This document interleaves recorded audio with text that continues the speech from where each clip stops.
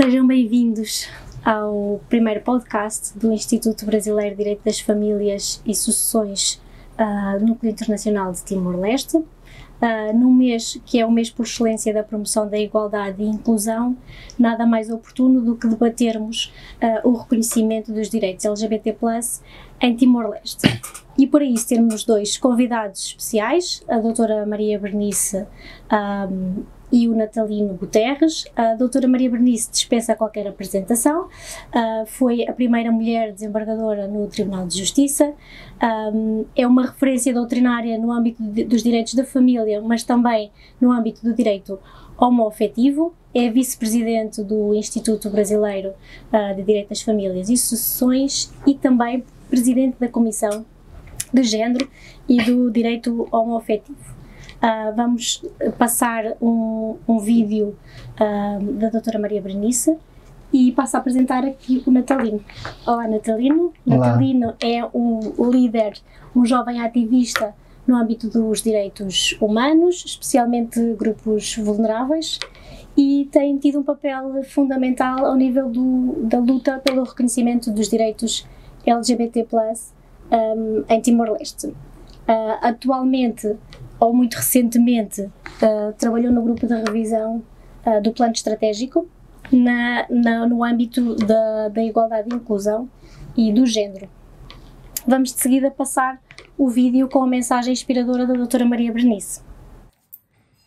Gente, é com muita alegria, com muita emoção, que neste dia tão significativo, não só para um segmento da população, mas para toda a humanidade, né, onde se busca atentar à necessidade de se abraçar e reconhecer direito a todas as pessoas, independentemente da sua identidade sexual, independentemente da sua identidade de gênero. 28 de junho, um dia de reflexão, e estar aqui nesta terra fantástica que eu juro que eu quero conhecer, o Timor-Leste, a convite da Soraya, a coordenadora do nosso núcleo do IBDFAM, e aqui poder conversar junto com o Natalino, que tem todo este comprometimento também, envolvimento com esta causa. Então, assim, ó, é um momento muito especial que marca as atividades que estamos fazendo do IBDFAM, Instituto Brasileiro de Direito das Famílias, com todos os países da língua portuguesa. Esta irmandade, esse dar as mãos, né, que estamos começando a construir, a necessidade de trocarmos ideias, conhecermos mutuamente, já que temos a mesma origem, já que temos a mesma identidade também de língua, mas também para procurar todos avançarmos na busca de uma justiça mais rente à realidade da vida, que é, como eu chamo, a necessidade de se enxergar a realidade como ela é, e não com estas posturas que se vê de uma forma muito recorrente, de que simplesmente há uma aceitação social da mesmice do igual, ou seja, das pessoas que são iguais, que vivem como a maioria, que repetem os modelos convencionais, modelos esses que acabam sendo chancelados pela legislação, por admitidos pela sociedade. Bom, e isto leva a um resultado, muitas vezes, muito perverso, que é excluir do âmbito da tutela jurídica do Estado a quem vive, a quem se comporta, a quem se manifesta, diferentemente da maioria. E esta omissão, né, de inserir no contexto jurídico é absolutamente perverso, porque leva à invisibilidade, e a invisibilidade leva à exclusão da possibilidade de reconhecimento de qualquer direito. Porque assim forma-se um verdadeiro ciclo vicioso. Então, assim, ó, se não tem lei que protege, que assegure direitos, então a justiça não pode fazer nada, né? Bom, e se a justiça não faz nada, continua a invisibilidade. E acho que essa é a nossa grande responsabilidade, enquanto juristas, enquanto profissionais, enquanto magistrados, enquanto advogados, é de que, bom, a ausência de lei não significa ausência de direitos. E foi com esta toada, né, que se aqui no Brasil se conseguiu, até dentro de um período relativamente breve, 15 anos, 20 anos, né, de que a justiça, mesmo na ausência de qualquer legislação protetiva da população LGBTQIA+, assegurasse todos os direitos.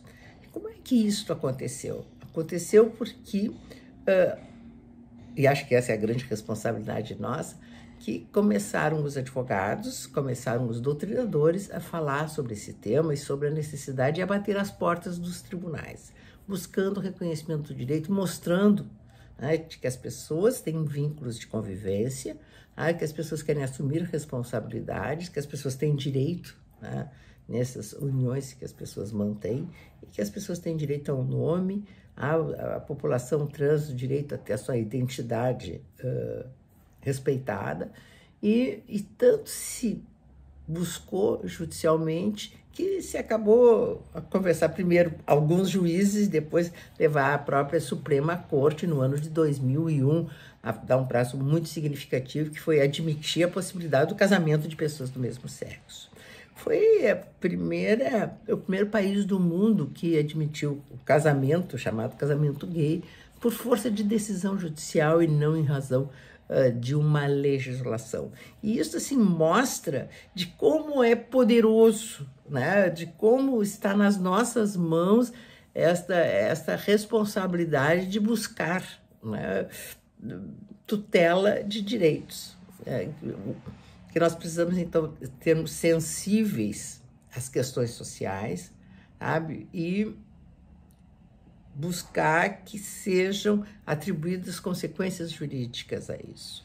E acho que todo esse movimento é um movimento mundial. Sabemos que ainda existem países de uma maneira muito perversa, criminalizam os vínculos, as pessoas homoafetivas, não reconhecem qualquer direitos e como se isso fizesse essa população desaparecer.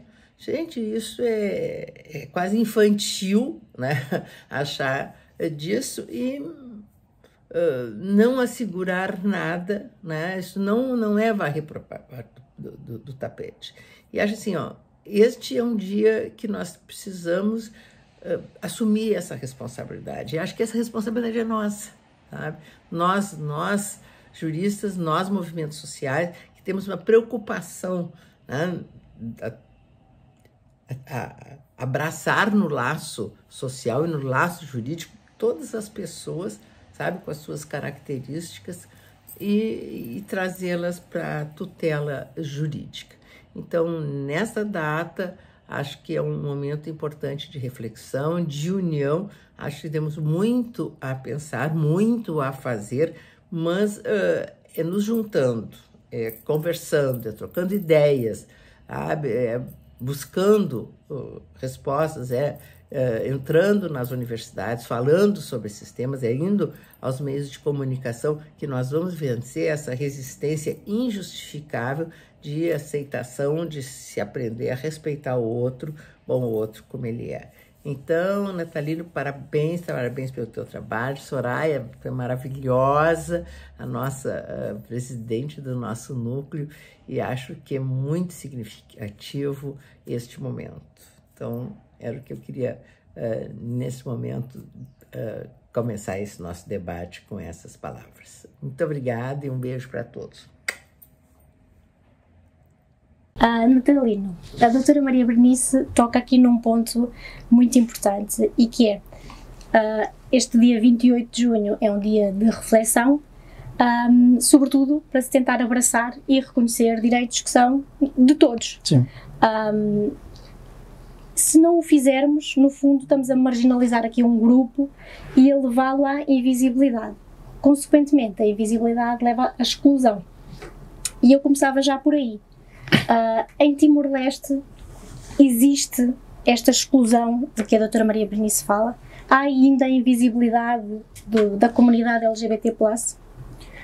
Sim, claro, esta exclusão também existe em Timor-Leste, porque vivemos numa sociedade patriarcal, muito conservadora, onde os direitos LGBT são quase inexistentes. E este é um tema que sempre foi varrido para debaixo do tapete, e só nos últimos 5 anos é que começamos a ter mais visibilidade, especialmente depois da realização da primeira Marcha de Orgulho em 2017. Portanto, falas logo aqui num ponto importante e que já agora do ponto de vista jurídico eu também poderia falar, que é a exclusão é sobretudo, desde logo, legislativa. Portanto, a Constituição da República Democrática de Timor-Leste menciona a igualdade, proíbe qualquer forma de discriminação, mas em razão do sexo e não especificamente da orientação sexual e da igualdade de género. Consequentemente, não há legislação absolutamente nenhuma que reconheça os direitos em específico dos membros da comunidade LGBT, e ao que acresce a exclusão social de que falavas. Sim. Portanto, face à falta de iniciativa legislativa, o que eu te pergunto é: têm sido desenvolvidas políticas públicas com vista ao reconhecimento dos direitos, a diluir, no fundo, aqui o preconceito da sociedade? Para ser honesto, não há muito. Aqui não existe uma proteção legal específica para a comunidade LGBT. No ano 2000, quando os fundadores do nosso país redigiram a Constituição, discutiram se deviam ou não incluir o termo orientação sexual num artigo da Constituição que fala de proteção igual para todos. Mas o termo foi rejeitado e acabou por não ser incluído na Constituição. Mas, na altura, alguns deputados defenderam que deveria ter sido incluído. Relativamente ao acesso à educação, o nosso governo aprovou uma política de educação inclusiva em 2018, mas sem qualquer referência à inclusão dos direitos dos estudantes LGBT.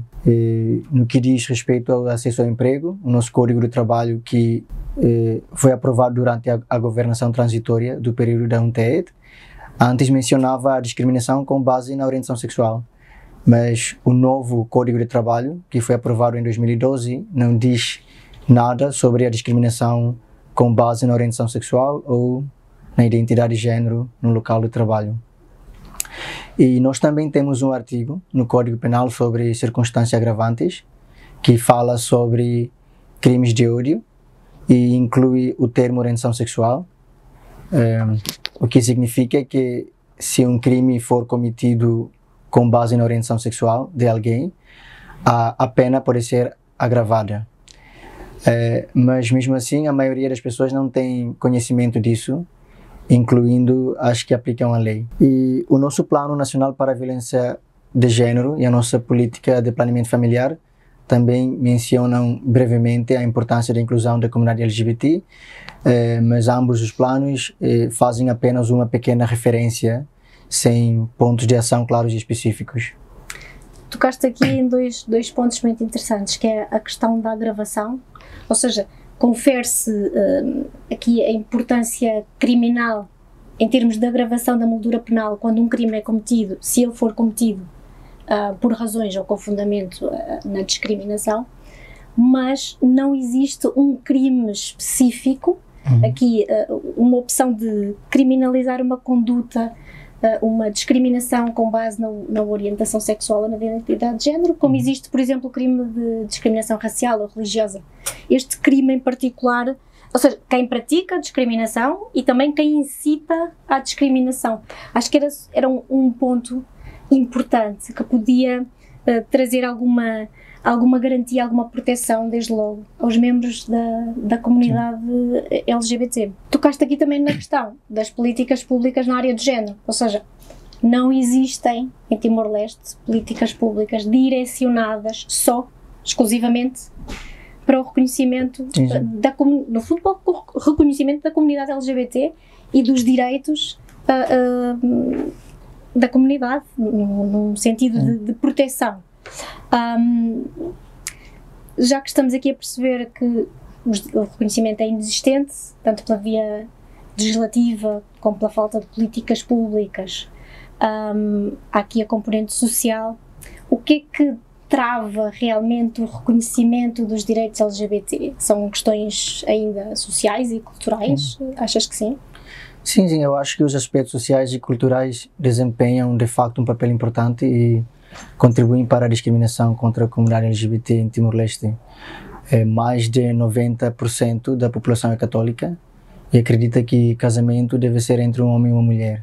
Para além disso, a cultura tradicional timorense também encara o casamento como um contrato social entre as famílias da noiva e do noivo, com o objetivo principal de procriar. Mas mesmo assim, a nossa principal prioridade neste momento não é a igualdade do casamento. Eu acho que existem violações básicas dos direitos humanos contra a comunidade LGBT que requerem a nossa atenção neste momento. O que nós queremos é construir uma sociedade onde todas as crianças timorenses possam crescer sem se sentirem assustadas ou sozinhas por serem quem são. Certo, pronto, tocas aí na questão da violência, da violação dos direitos, violações que são básicas, e lá está, deveria ser conferida para já tutela penal para proteger a comunidade contra qualquer tipo de discriminação.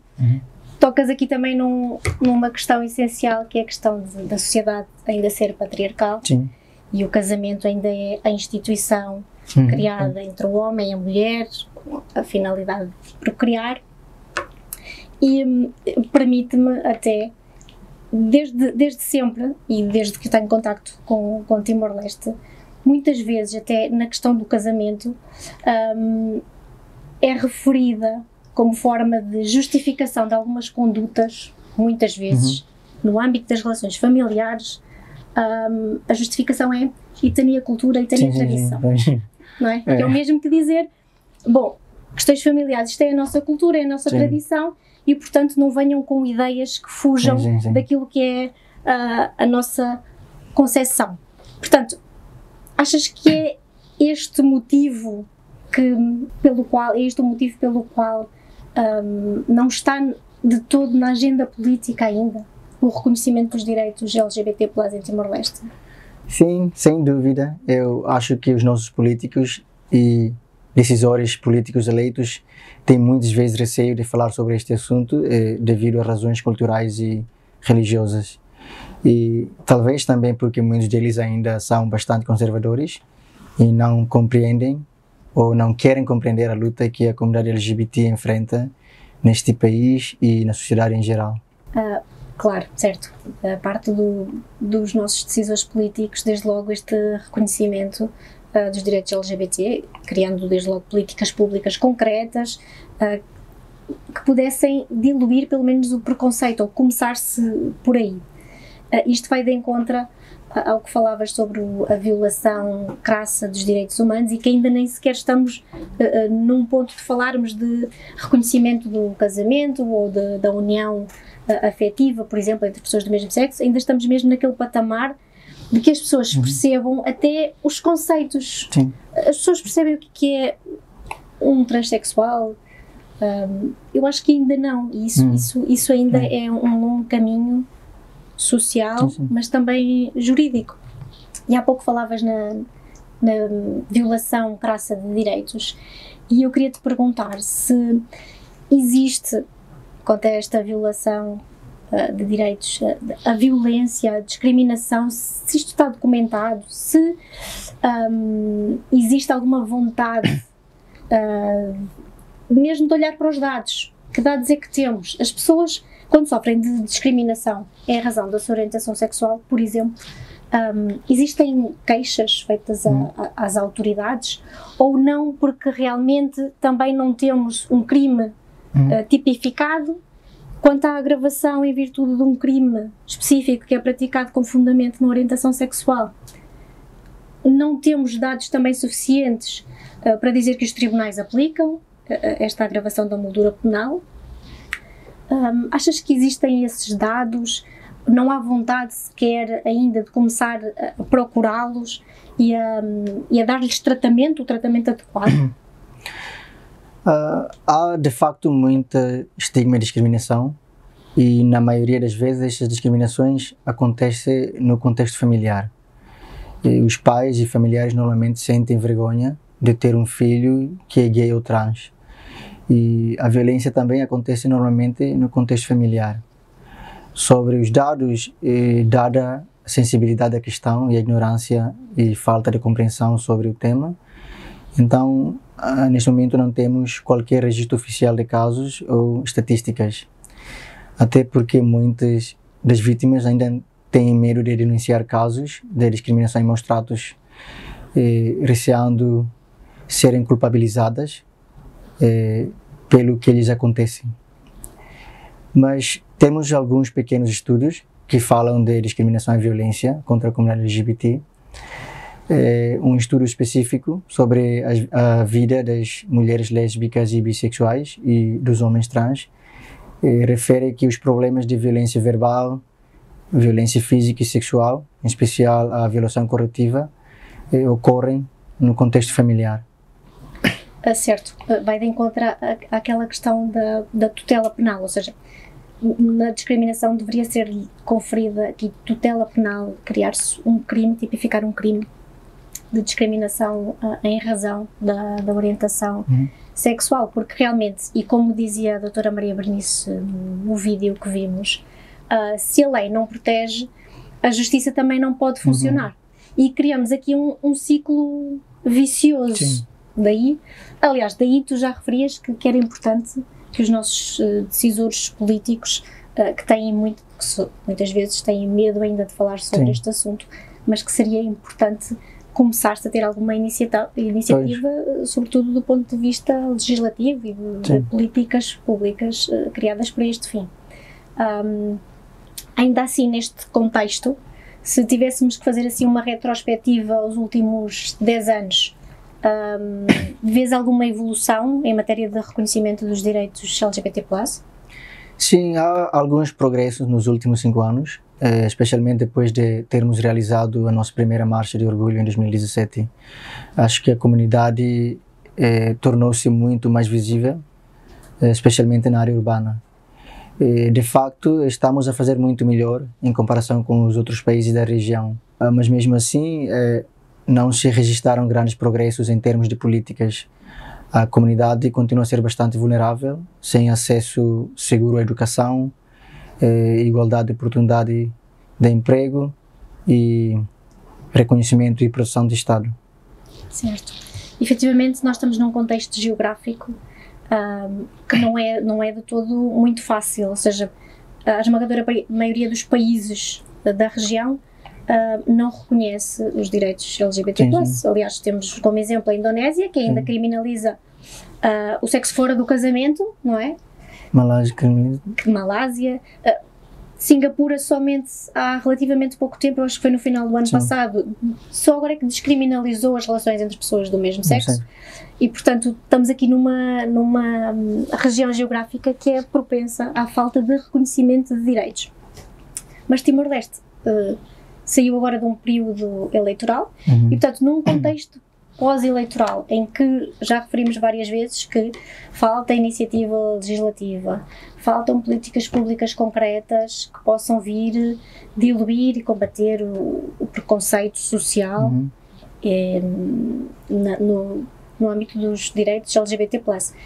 Gostarias de deixar alguma mensagem aos decisores, diz logo aos novos decisores políticos e a quem nos está a ouvir em geral?